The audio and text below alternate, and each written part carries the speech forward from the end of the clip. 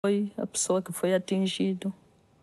Ficou sem mover, porque foi gravemente ferido. E quando aproximaram-se dele, ele tinha vida, podia mesmo recuperar-se, podia ser curado, mas não. Acenderam fogo e queimaram-no. Pronto. Estes guerrilheiros da UNITA que atacaram essa base, porque eu os vi, ainda interroguei 2, e eu não lhes queria fazer mal, porque via que eles estavam aterrados. Aliás, foram fuzilados a seguir. E eu perguntei a um dos líderes nossos, que aliás era um amigo meu de infância, e depois, posteriormente, por outras razões, deixou de ser, mas ele disse, mas como é então a gente vai fuzilar estes pobres desgraçados? E ele me disse simplesmente isto, nós não temos prisões. Temos problemas alimentares terríveis. Vamos alimentar mais esses tipos. Se os deixamos livres, são inimigos nossos que nos atacam outra vez, então a gente fuzila, logo o assunto resolvido. Às vezes era inevitável o matar. Eu faço uma operação e apanhei um tipo. E esse tipo, à noite, e agora vou regressar, e esse tipo desata aos berros. E eu não o consigo calar de maneira nenhuma porque ele não quer ser calado, ele quer ser morto. Está aos berros, portanto, está a afastar, ou está a localizar-nos em relação ao grupo dele. Como é que a gente faz isso? Como é que a gente o cala? Como é que a gente o convence a vir connosco sossegadinho? Vamos deixá-lo no mato para ele ir buscar o grupo e vir para cima de mim? Vou continuar a deixá-lo gritar para ele continuar a detectar onde eu estou? Penso nisto.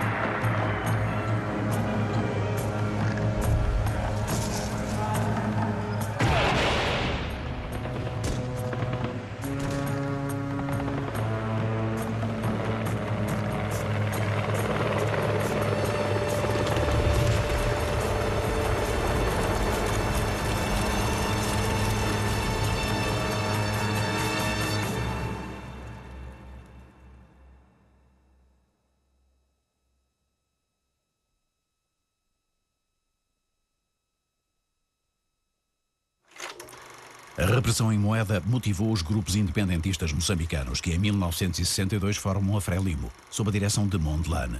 Inicialmente contrário à luta armada, Eduardo Mondlane inicia a guerra em 1964, depois de um outro movimento ter atacado em Nangololo. Pouco antes, o almirante Sarmento Rodrigues, que tinha uma visão reformista, deixava o governo da colónia. Das 3 frentes em que Portugal agora combatia, a mais difícil era a da Guiné, onde se realiza a primeira ação militar conjunta e uma das maiores de toda a guerra. A Operação Tridente mobiliza 1.200 homens durante 71 dias, mas não inverte o sentido da guerra, cada vez mais intensa e cada vez mais presente na vida do país. 10 de junho, o Dia de Portugal, passa a homenagear os militares mobilizados. O maior contingente está em Angola, onde a guerra se estende a novas regiões e onde se altera o quadro das forças em presença, mas sem sinais de tréguas. L'attitude du Portugal se maintient comme toujours, n'a changé en rien. Je crois que aussi ça s'est marqué par la présidence du Portugal, Salazar, qui est un individu un peu anachronique, il n'est pas avec le temps. Peut-être s'il y aurait un changement au Portugal, peut-être il serait possible de trouver une entente, un dialogue tout au moins avec les autorités portugaises. A verdade é que um entendimento chegou a ser tentado entre o MPLA e o governo português em 1963. Houve mesmo contactos com Agostinho Neto para um encontro a alto nível. O MPLA era então hostilizado no Congo Leopoldville, cujo governo apoiava ativamente a UPA FNLA Grai, de Olden Roberto.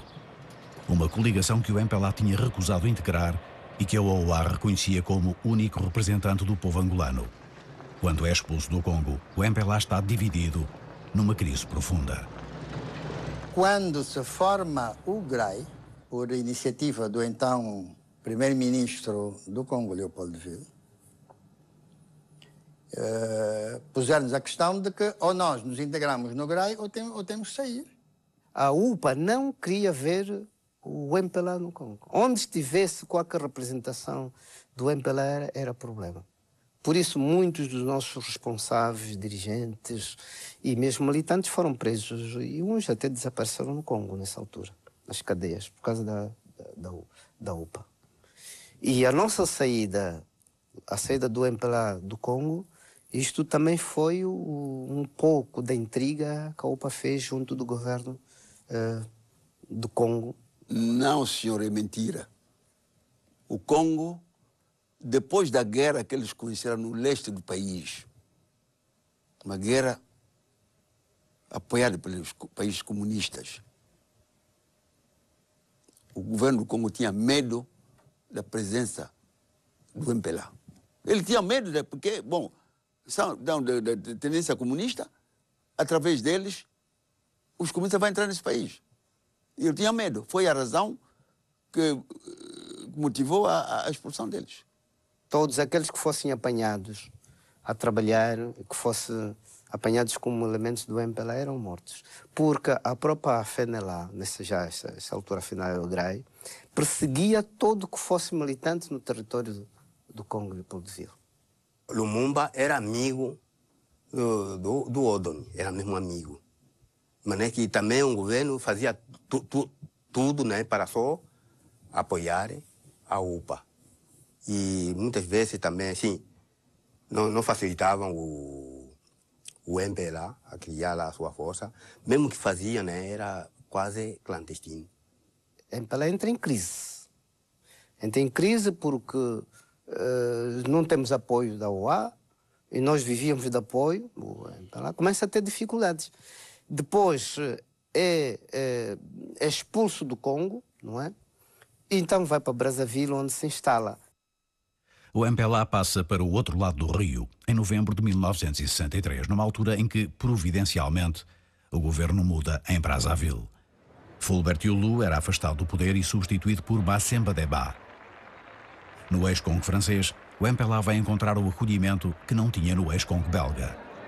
O Congo Brazzaville, ou o atual Congo Kinshasa, não nos dava nenhuma ajuda. Os generais congoleses diziam-nos: ponham-nos tantos milhões na Suíça e nós esvaziamos os quartéis e pomos à vossa disposição todas as armas que quiserem. Ora, nós não dispunhamos desses milhões. Em compensação, outros países como Marrocos, a Argélia, a Bulgária, davam-nos concretamente armas.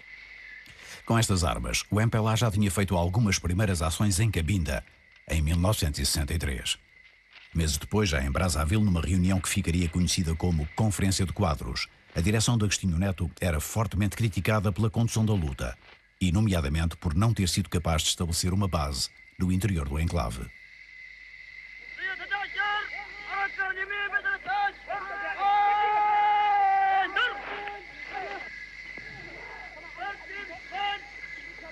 Nós começamos por Cabinda, os primeiros testes foram em Cabinda, na mata do Linhuca. Nós passávamos muita fome. Havia dias em que a nossa única refeição era chupar de uma só vez uma lata de leite condensado para todo o dia. Não havia mais nada que comer. Sediado em Brazzaville, o MPLA fica mais longe da fronteira norte de Angola, mas mais perto de Cabinda. A fraca atividade militar que desenvolve nos Dembos, a zona a que chama Primeira Região Político-Militar, o MPLA tem agora condições para acrescentar uma nova frente em Cabinda. E logo a partir de 1964 passa a contar com o apoio soviético e jugoslavo, em dinheiro e em armas. Quando cheguei, exatamente estava a chegar o primeiro carregamento que vinha da União Soviética com essas chamada PPSH, então todo mundo tinha PPSH. Depois havia algumas com um disco por cima que eram mais pesadas, né? Eram as FMs. Né? Eu ia todos os meses à embaixada a receber o envelope, todos os meses. A Jugoslávia tinha outro envelope mais pequeno, a maior envelope era da União Soviética.